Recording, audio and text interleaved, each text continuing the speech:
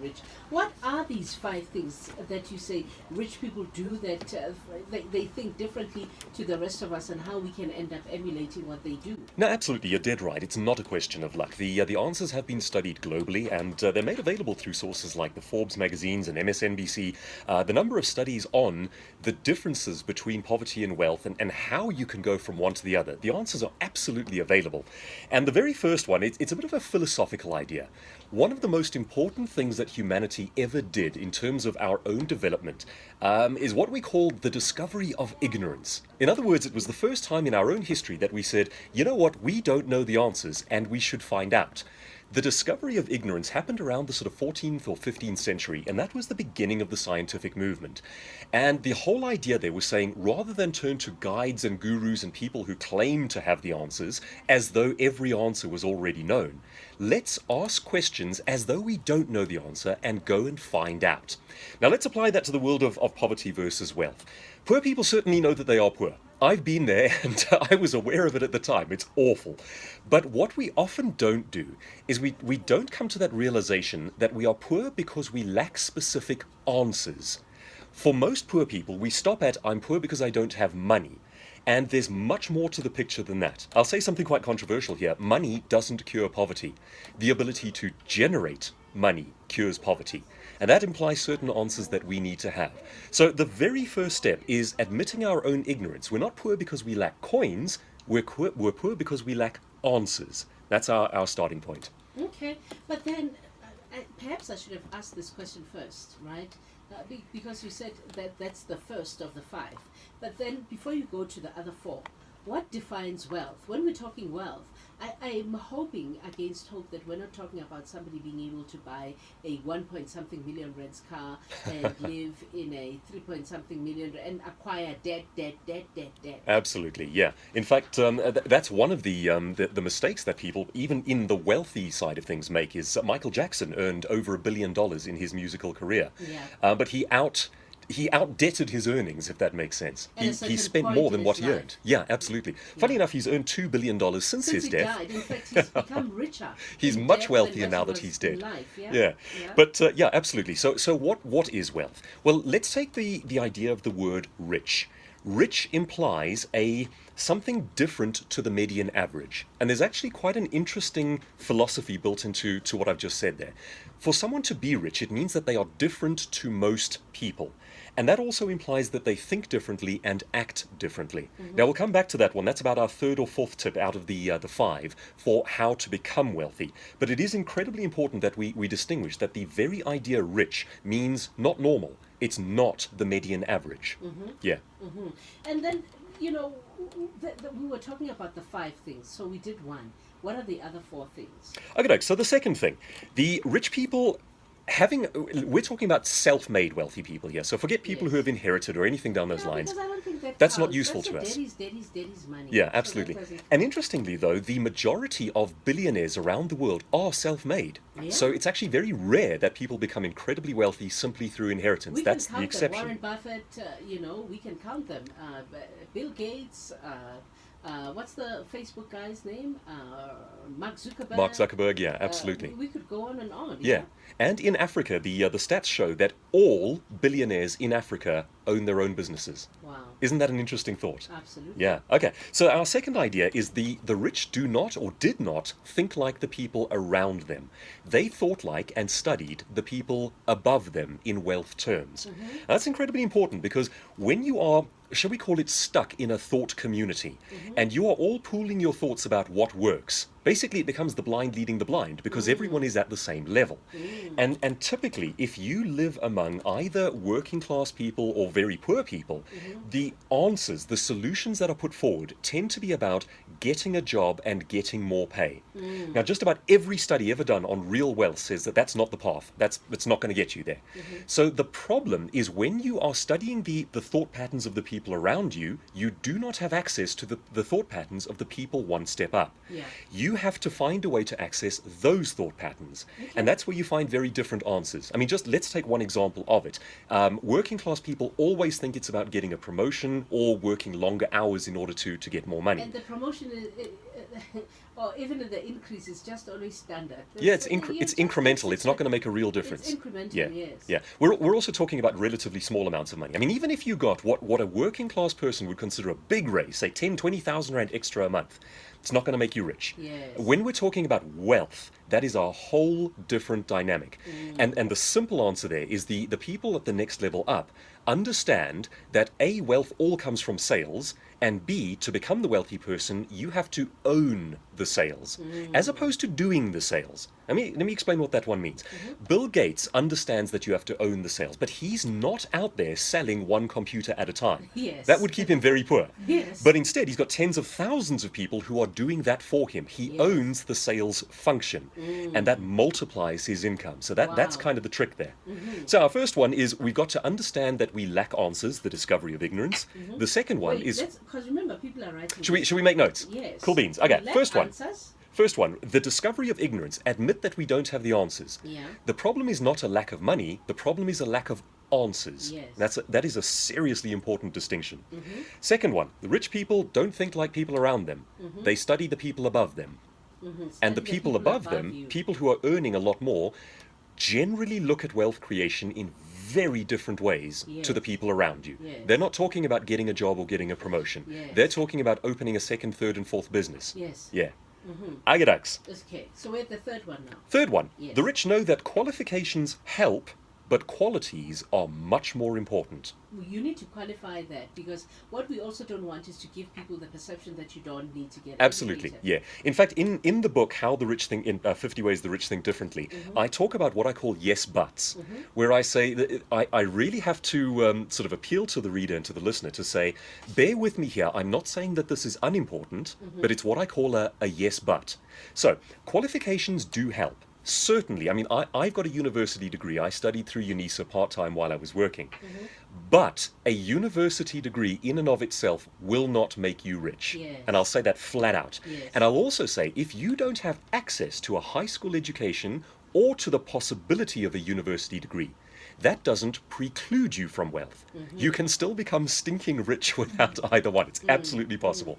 I mean, I know a couple of people who own factories and, you know, haven't finished high school, and they have no financial limitations. I mean, just think about what that's like for a second. See a high-end car, want it, buy it, because you can.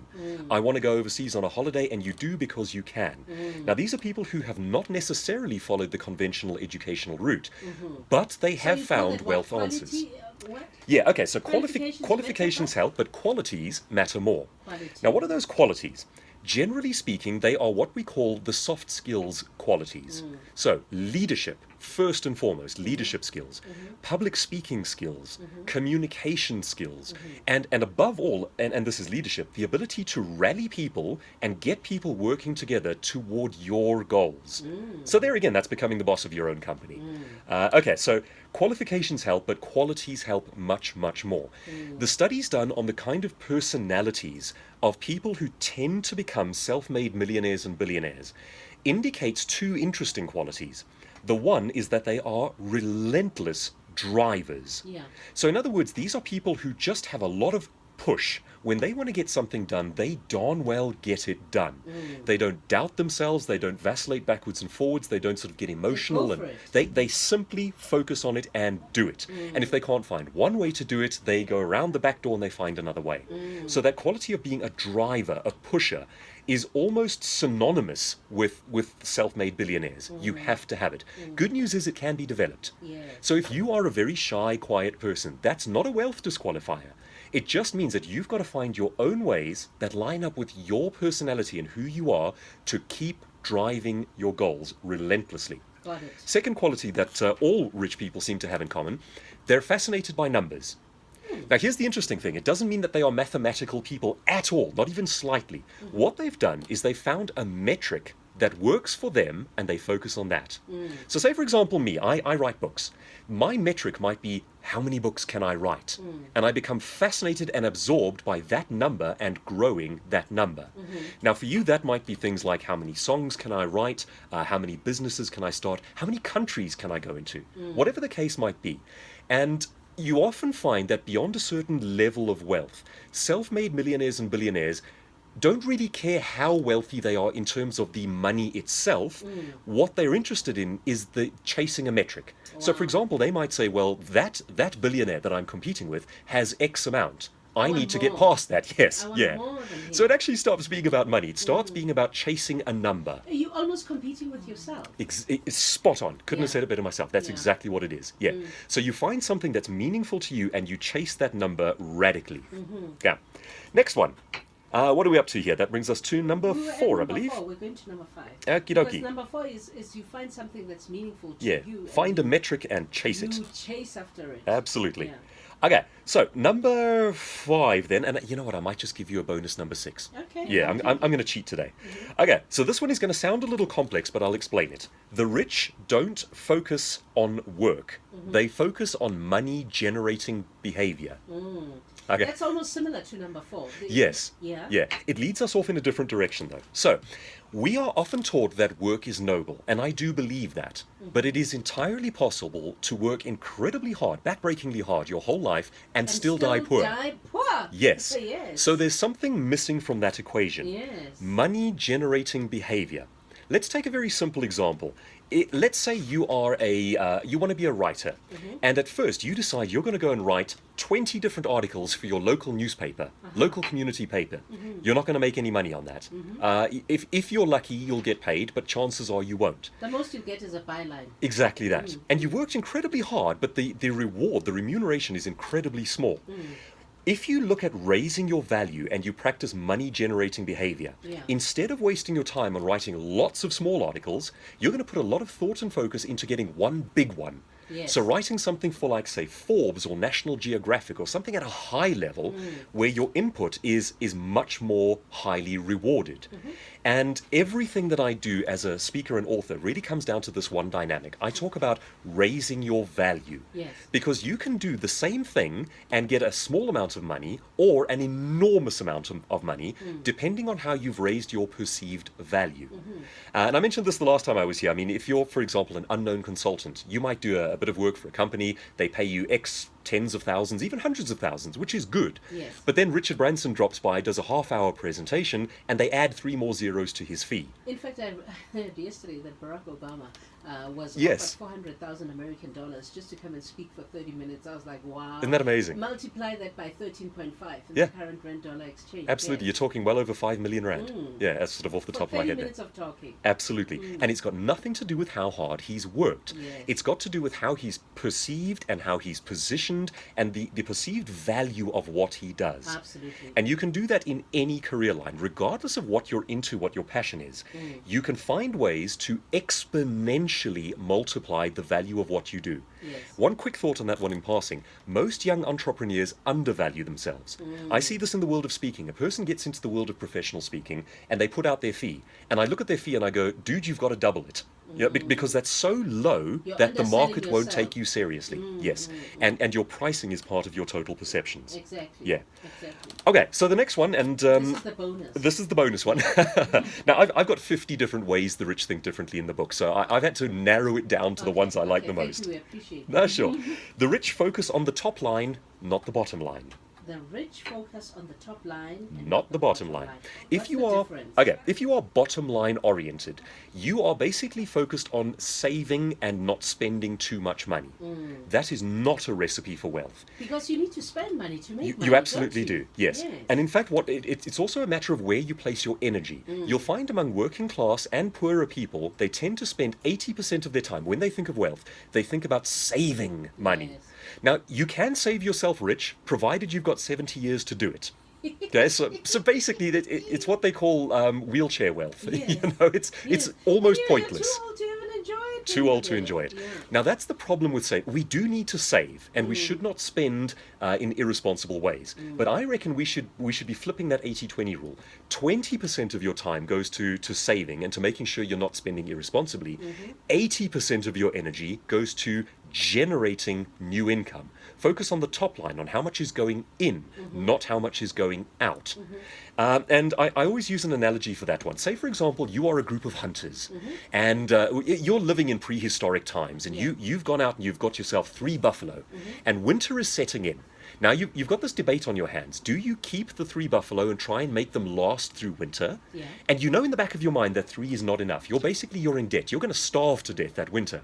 Or do you take one of the buffalo, let the hunters eat it for strength, and go out and hunt more buffalo? Now, you'll always have the bean counter in the cave, and that's your accountant type personality who says, no, we must save, we must conserve, we must be responsible. Yes. You'll save yourself to death. If 3 is not enough, you're still going to starve. Yeah. By saving it, you're just going to starve more slowly. Yes, That's all. Slow motion. Yeah. Yeah. So actually, the responsible thing to do is to hunt for more buffalo. It's about increasing the top line, about generating more income. That's Yeah. always the path forward. So my beautiful colleague here, Romy Titus, when she heard what we're talking about when we were pitching, the topic to the listeners this morning, she says, be sure to ask Douglas Kruger himself if he's coming to teach us how to be rich. Is he rich? That's a darn good question. Okay, Yes. I'll answer it openly. Yes. I'm driving an E400 Mercedes Coupe, so I'm going to But go with yes. Is that the value of wealth? Okay, The car you drive? let's answer it this way around, Yeah. because I think this is the more important part. Yes. Where did you start versus where are you now? So where did you start? Okay, when I was about 12 years old, I had a younger sister, Yes. and our family went through some financially hard times, to the point where our local church had to feed us with food baskets. My image of poverty in my own mind is a little box of baby formula that the church used to bring for my sister. Wow. We had our power cut off during winters and so forth, Yeah. and here I am now driving an E-Class Mercedes. Okay, so you're doing so pretty well. it's about the change, the difference between where you started versus where you are now. And again, wealth is subjective, right? Yeah, of because course. it's subjective to Patrice Motsepe, to me, to Romy Titus. It is, Yeah, right? and really it's a tool at the end of the day, and that's the way to look at it. You're Wealth right. is about being able to access more Yeah, levers, you're do rich more and humble, things. It's cute, but you're rich. Thank you very much. You're most welcome. Your website. www.douglaskruger.co.za. The whole book, Is Your Thinking Keeping You Poor, is in serialized form there on the articles tab, free of charge. Fantastic. Thank you, Douglas. Lovely. It's 11 o'clock.